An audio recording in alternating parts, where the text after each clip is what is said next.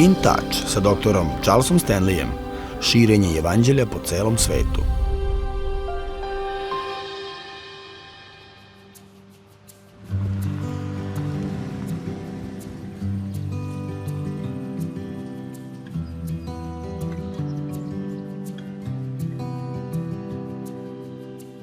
Upoznali smo se u srednjoj školi. Ja sam imala 15, a on 16 godina.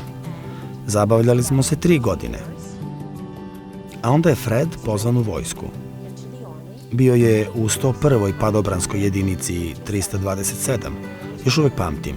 Uvek je bio na prvoj liniji fronta. To je ono što su padobranci radili.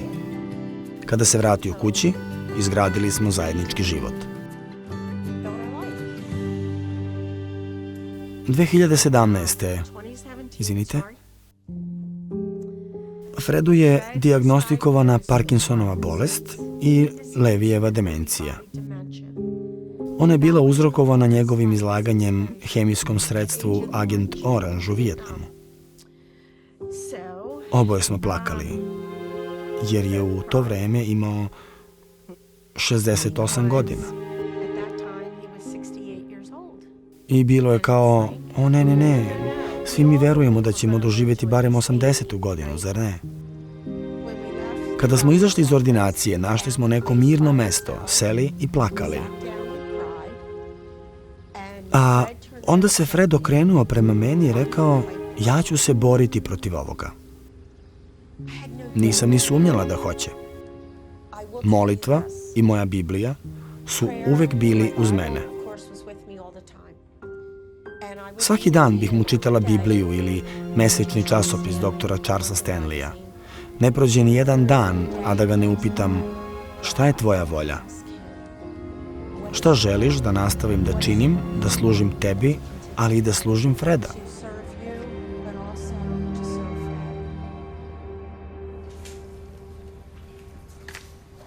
Fred i ja smo uvek govorili da ćemo, kada se penzionišemo, pomagati kao volonteri.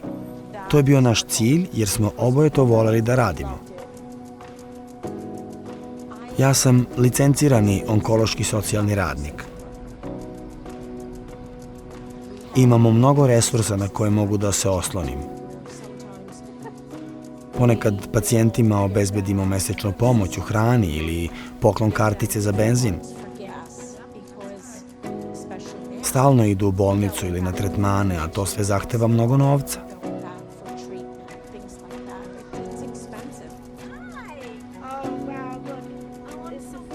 Imam mnogo samohranih majki koje su morale da napuste posao da bi se brinule o svom detetu. Zbog toga su u teškoj finansijskoj situaciji. Na sve to gledam kao da služim Fredu i iz poštovanja prema onome što smo se dogovorili da ćemo raditi kada odemo u penziju. Znam da je Fred u svemu tome prisutan. To je veliki blagoslov. Ponekad je veoma frustrirajuće jer nisam sigurna da radim ono što Bog želi da radim. Ali onda se nešto dogodi. Neko mi pošalje poruku. Možda neka od tih porodica pitajući, hej, samo da proverim kako si danas. I tada pomislim, ok, Bože, čujem te. On ima svoje načine da me razuveri u mojim sumnjama. Postoje dani kada mi Fred jako nedostaje.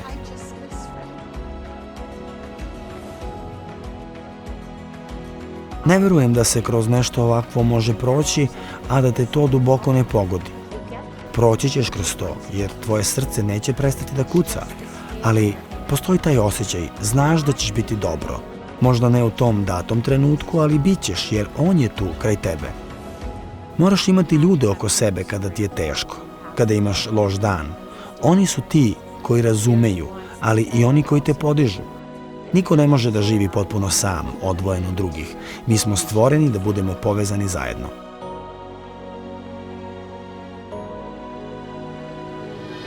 Sledeće na In Touch. Građanje mudrih prijateljstava. Koliko imaš vernih, odanih, iskrenih i pravih prijatelja? Vi ćete reći, pa imam ih puno. Ali čekaj malo, koliko zaista imaš vernih, odanih, iskrenih i pravih prijatelja? Mnogi ljudi ih ne mogu nabrojati ni na prstima jedne ruke. Ne govorim o površnim poznanstvima. Takvih prijateljstava možemo imati puno. Površne prijateljstva se obično brzo sklapaju i jednostavno se dese, ali prava, iskrena, odana prijateljstva, njih nema mnogo. Ona se ne dešavaju preko noći, potrebno je vreme da se takva prijateljstva izgrade. A jedan od razloga zašto ih nemamo tako mnogo je to što pre svega nismo spremni da uložimo vreme da izgradimo takve odnose.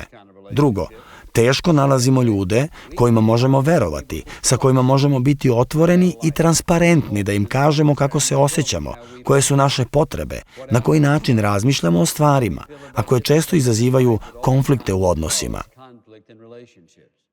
Dakle, kada razmišljaš o svojim prijateljstvima, želim da znaš, ako imaš prave, iskrene, brižne, verne i odane prijatelje, oni su najveće bogatstvo u tvom životu. A zato što su deo tvog života, moraš da ih neguješ. A to zahteva vreme, trud i energiju.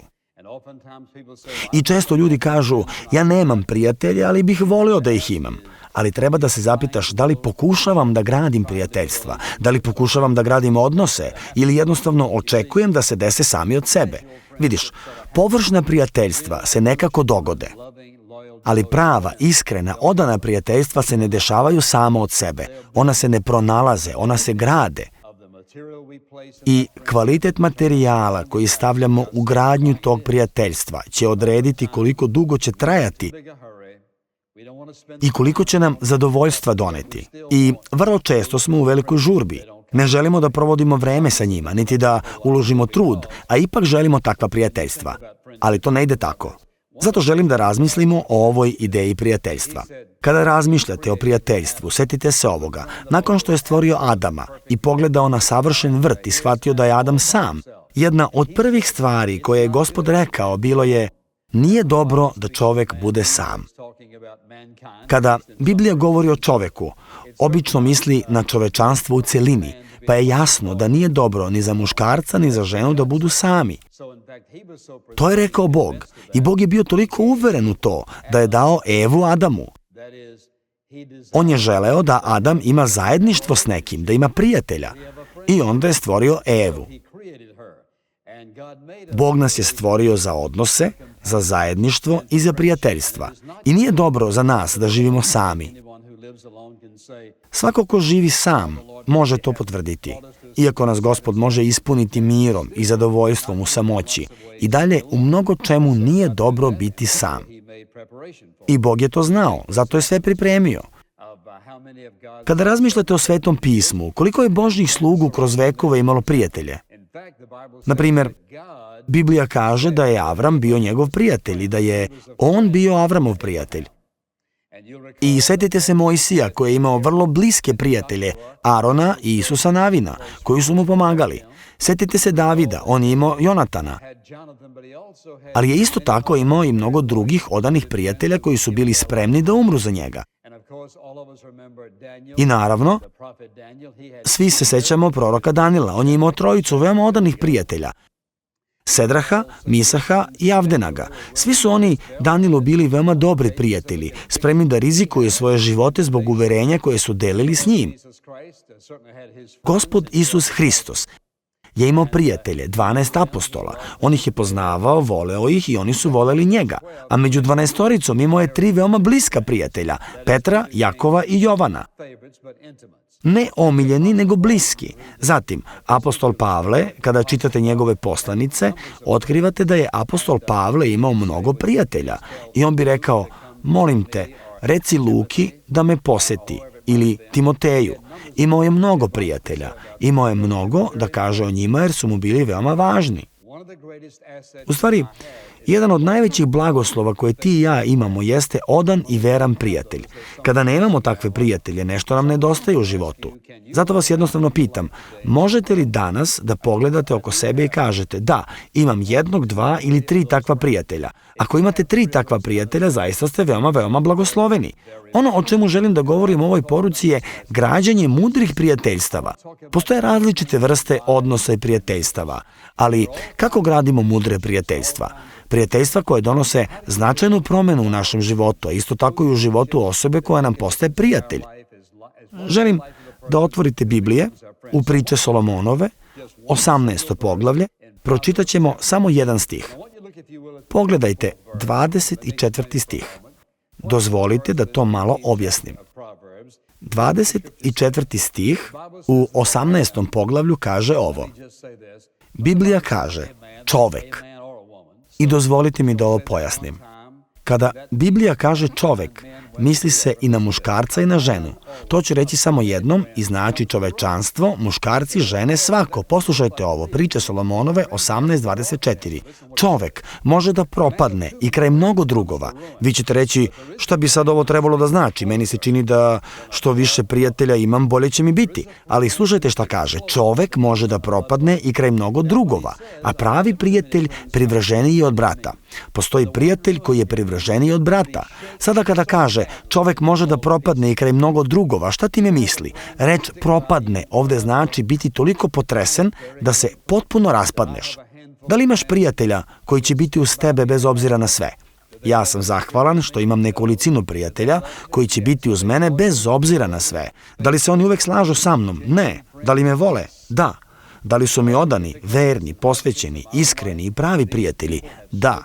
I kroz sve teškoće i nevolje u mom životu, ovi ljudi su stajali uz mene bez obzira na sve. Iskreni, puni ljubavi, verni, odani prijatelji. A većina ljudi ne bi mogla da pronađu ni 3 takvih ljudi u svom životu. Dakle, ono što treba da se zapitaš je, zašto nemam više prijatelja? Kako da razvijem takva prijateljstva? Takva prijateljstva koja će me ispuniti, u kojima osjećam njihovu posvećenost, ljubav, njihovo prihvatanje i sa kojima volim da provodim vreme. Postoji nešto što ti daje stabilnost, sigurnost i mir u takvoj vrsti prijateljstva. O tome želim da govorim u ovoj poruci. I želim na moment da razmislite o celoj ovoj ideji prijateljstva. Božji plan za svakoga od nas je da imamo iskrene i bliske prijatelje. Možda ne mnogo njih, ali bar nekoliko njih. Bliske prijatelje, nekoliko njih, ali onaj vrlo mali krug. 1, 2, možda 3. Ili malo više ako je moguće. Prave, bliske prijatelje. I želim da govorim o tome šta je potrebno da bi se to postiglo. I kada razmišljaš o takvim prijateljstvima i o tome kada je Gospod rekao nije dobro čoveku da bude sam, jasno je da je on planirao da gradimo, razvijamo i uspostavljamo takve odnose koji će ispunjavati naš život. Jedno od najvećih bogatstava u našim životima su prijateljstva koje je Bog stavio u naš život. A veliko pitanje je sledeće. Kako da razvijem takvu vrstu prijateljstva? Kako da izgradim takvo prijateljstvo s bilo kim? Želim da se vratim na sledeće. Seti se da našu sposobnost za izgradnju odnosa često oblikuje naše prošlo iskustvo, način na koji su se drugi ponašali prema nama. Ne mora to nužno da bude iz tvog detinjstva, može i iz odraslog doba. Način na koji su se drugi ophodili prema nama u prošlosti veoma često utiče na našu sposobnost da izgradimo mudre, zdrave odnose i prijateljstva. Sada želim da vam dam listu stvari koje će vam pomoći i želeo bih da to izrazim ovako. Mi gradimo mudra prijateljstva. Kada? Navešću vam nekoliko stvari. Mi gradimo mudra prijateljstva kada delimo zajedničku brigu ili interes. Zajednički interes koji imamo. Siguran sam da svi mi vernici imamo jedan divan zajednički interes. Ako želite da izgradite mudro prijateljstvo, onda bi deo tog zajedničkog interesa kao vernika trebalo da bude Gospod Isus Hrist. Ako imate prijateljstvo u kom nikad ne smete spomenuti njegovo ime, a da se druga osoba ne oseti nelagodno ili ne kaže nemoj da me pritiskaš, nešto nije u redu sa tim odnosom. Osim ako nije reč o prijateljstvu koje gradite da biste tu osobu doveli Hristu. Onda je to razumljivo. Ali kada govorimo o građenju prijateljstva, vernog, odanog prijateljstva, punog ljubavi, onda to mora da počne sa zajedničkim, dubokim interesovanjem u stvarima koje delite. Zatim, ovo je veoma važno. Možemo da gradimo takva prijateljstva, mudra prijateljstva.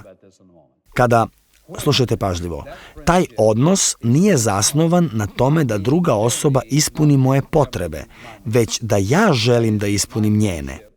Drugim rečima, ako je moje prijateljstvo zasnovano na mojim potrebama i mojoj zavisnosti od druge osobe, onda to prijateljstvo neće dugo trajati. Verujem da Bog želi da sve nas dovede do mesta gde će nam On biti dovoljan. Na primjer, živim sam već dovoljno dugo i naučio sam da Bog zna kako da nas dovede do mesta gde nam neće stalno biti potrebno nešto ili neko. Ne kažem da nam ljudi nisu potrebni, nego da naši odnosi ne treba da budu zasnovani na unutrašnjem osjećaju praznine. Treba mi ovo, potreban si mi, potrebno mi je ono, potreban mi je on, potrebna mi je ona i slično. Takvi odnosi obično ne traju dugo. Ali kada Hrist ispuni naše srce, On nas može dovesti do tačke potpune dovoljnosti, celovitosti i zadovoljstva u njemu. Tada možemo da gradimo pobožna, mudra, stabilna, ohrabrujuća i ispunjavajuća prijateljstva, jer više nisu zasnovana na našim potrebama, već na želji da pomognemo ovoj osobi, kako da ispunimo njihove potrebe i da budemo osobe koje su im potrebne. Postoji velika razlika između stvaranja prijateljstva zasnovanog na emocionalnoj zavisnosti, na osjećanju potreban si mi i ne mogu bez tebe, i prijateljstva koje potiče iz unutrašnje slobode, a koje omogućava da gradimo mudra, pobožna, zadovoljavajuća, plodonosna i iskrena prijateljstva. Rekao bih svakome ko razmišlja o braku. Prvo, uverite se da se ne udajete ili ne ženite osobu koja je veoma, veoma emocionalno zavisna od drugih. Jer pažljivo slušajte ovo. Recite amin ako slušate. Znao sam da ćete reći amin na ovo. Jer, slušajte me, nijedan muškarac nikada neće moći da ispuni sve potrebe bilo koje žene. Nijedna žena ne može da ispuni sve potrebe bilo kog muškarca, jer to može samo Isus. On će koristiti drugu osobu i delovati kroz nju da ispuni naše potrebe, bilo da su materijalne, fizičke, emocionalne ili neke druge. On će ih koristiti, to je deo toga, ali na kraju nijedna osoba ne može da ispuni sve tvoje potrebe. Dakle, ako si jedna od tih osoba koja je previše emocionalno zavisna od drugih, verovatno zbog toga razmišljaš o braku, ali dovešćeš sebe u problem. Zato kada ljudi prođu kroz razvod i 3 meseca kasnije su već sa nekim drugim ili u novom braku za 6 meseci, a nisu prošli kroz godine oporavka, ono što se dešava je da prenose svoju emocionalnu zavisnost na novu osobu i samo ponavljaju isti problem. Takođe, ako želimo da gradimo takve odnose i prijateljstva, moramo biti spremni da rizikujemo odbacivanje i bol. Svi ćemo to doživeti. Svi smo ljudska bića. Zbog toga se ovo dešava. Dvoje ljudi može da se voli ili da ima dobar odnos, ali jedno od njih će učiniti nešto što će drugi doživjeti kao odbacivanje ili pomisliti, pa ti nisi mislio na mene, nije ti stalo. I tada će osjetiti bol. Slušajte, ako čekate na osobu koja vam nikada neće naneti bol i koja vas nikada neće odbaciti niti povrediti, nikada nećete imati nikoga. Jer i Isus je, na primjer, naneo pravu bol Petru kada mu je rekao, idi od mene, Satano. To ga je sigurno povredilo, jer je to rekao pred ostalima. Dakle, kada govorimo o izgradnji mudrih odnosa, prijateljstava, moramo biti spremni da istrpimo povređenost, malo bola, malo nesporazuma i nešto malo odbacivanja. Želite da izgradite snažne odnose i prijateljstva? Slušajte, kada odlučimo da to želimo, onda ćemo moći to da uradimo kada volimo požrtvovano. Voleti požrtvovano znači davati, a ne očekivati ništa zauzvrat. To znači da mogu davati onda kada imam sopstvene potrebe, ali ih stavljam sa strane. To znači staviti sebe na drugo mesto. To znači da, iako se ne slažem, mogu se poniziti i učiniti ono što treba da učinim. To znači da ako volim požrtvovano, spreman sam da na neki način žrtvujem svoj život, da se odreknem svojih želja i prohteva kako bih ugodio drugome, doneo mu zadovoljstvo i radost u život. Dakle, kada neko gradi mudre odnose i prijateljstva, on je spreman da voli požrtvovano. Čak i kada misli da je ponekad u pravu, ne mora da insistira na svom. Spreman je da se toga odrekne. Ako želite da imate takvu vrstu odnosa, morate biti spremni da budete otvoreni i transparentni. Šta mislim pod tim? Ako želite izgraditi prijateljstvo sa nekim, morate otvoriti svoje srce. Morate biti spremni reći, želim da ti kažem kako se osjećam. I da ne brinete da li će ta osoba reagovati pogrešno. Biti transparentan znači biti otvoren, iskren u vezi svojih osjećanja, u vezi svog načina razmišljanja i u vezi razloga zašto smo nešto pomislili ili učinili. Druga osoba može preispitivati vaše razmišljanje, ali znate šta? Ako čekate da pronađete nekoga ko se uvek slaže sa vama, to nije prijateljstvo. Pravi, istinski prijatelji su spremni da vam se suprotstave, da vam kažu istinu u ljubavi. Oni to rade s namerom da izgrade drugu osobu, da je ohrabre, ojačaju, pomognu joj da razume svoj odnos s Bogom i da shvati šta je najbolje za njen život. Vidite, ako želite da izgradite takvu vrstu prijateljstva, to zahteva trud, zahteva energiju i moramo biti spremni da otvorimo svoje srce. Ja se osjećam sa ljudima koji su usamljeni, koji su se zatvorili u svoj mali svet zbog straha od odbacivanja, još jednog odbacivanja, iz straha od nove povrede, nove boli. Znate šta? Nećete izaći iza tog zida dok ne budete spremni da rizikujete. Da li ćete biti povređeni? Hoćete. Bol? Da. Odbacivanje? Da. Da li je vredno toga? Jeste. Ali morate da budete voljni da izađete, da se oslobodite toga. Morate biti spremni da otvorite dušu i kažete, znate šta, nisam savršen. Evo šta se desilo u mom životu. Potrebna mi je pomoć, tvoje razumevanje, tvoje molitve. Slično tome. Kada zaista i iskreno želimo da razvijemo trajna, iskrena prava prijateljstva, to ćemo moći učiniti onda kada principi iz Svetog pisma upravljaju našim odnosima. Kada biblijski principi upravljaju našim odnosima. To bi zapravo izbacilo mnogo loših stvari iz ljudskih života.